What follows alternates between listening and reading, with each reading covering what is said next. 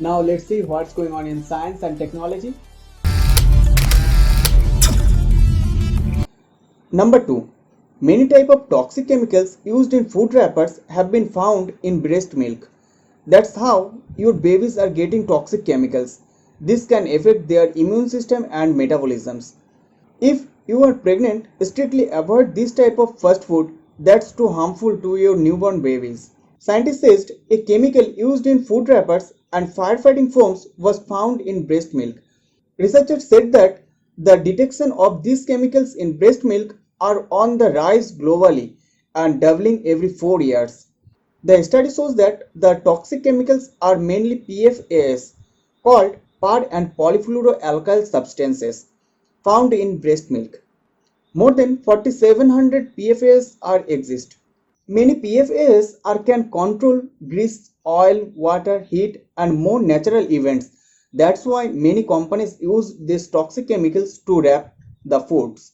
According to the RI Department of Health, we cannot get rid of polyfluoroalkyl substances by boiling the water. Doing so will only cause the chemicals to become concentrated, making it even more dangerous when ingested. This happened because heat cannot break down PFAS.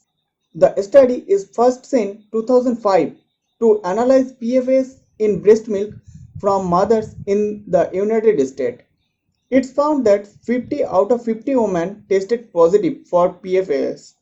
PFAS has a wide range of health problems, including a weaker immune system, cancer, increased cholesterol level, and hypertension.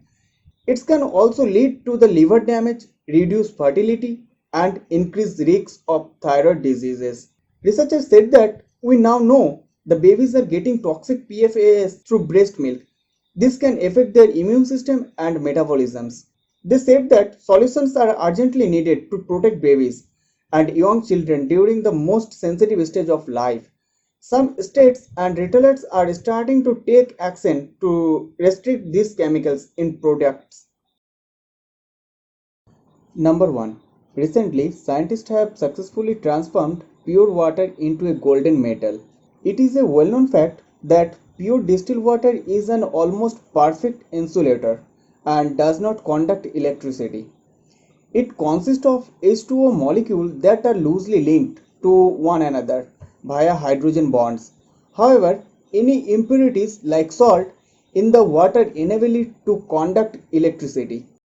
Only pure water becomes metallic at extremely high pressure. The Riemann pressure is 50 MBR. This is 50 million times greater than the pressure on the surface of the earth. In this pressure, the orbit of the outer electron of water are overlapped. This kind of pressure can be found in the core of a large planet, but we are not yet able to achieve it under terrestrial conditions.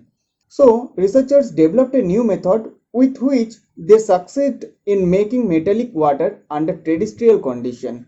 Now, a team of researchers from 11 institutions around the world have used a completely different approaches to create metallic water for the first time. They have achieved to forming a thin layer golden colored metallic water on the outer side of a droplet of liquid alkyl metal and documented this phase transaction at BESI 2 facility in Berlin. But the problem is that water and alkyl metals are notoriously difficult to mix. Metals can fizzle, ignite and even explode when dropped into water.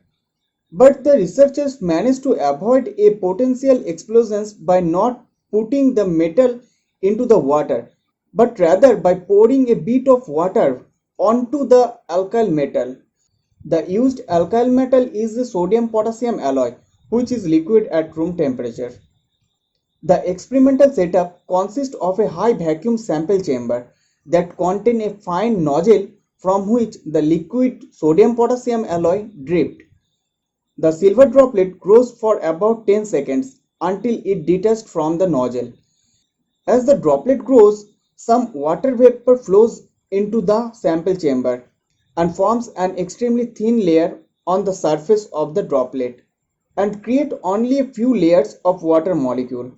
This almost immediately causes the electron and metal cation to dissolve form a alkyl alloy into the water and creating conductive metallic water.